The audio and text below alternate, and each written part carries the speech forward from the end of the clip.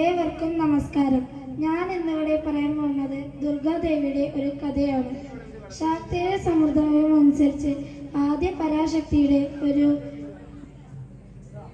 മൂർത്ത രൂപമാണ് ശ്രീ ദുർഗാദേവി.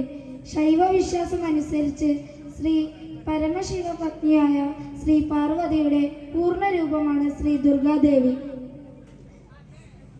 ദുർഗമാസുരനെ വധിക്കാൻ വേണ്ടി അവതാരമെടുത്തതെന്ന് വിശ്വാസം.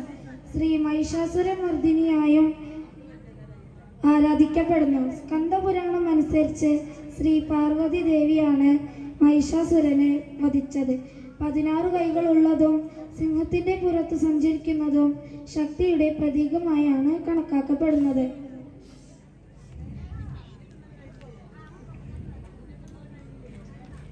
സർവദേവങ്ങളെയും ദുർഗയിൽ കുടികൊള്ളുന്നു എന്നാണ് വിശ്വാസം.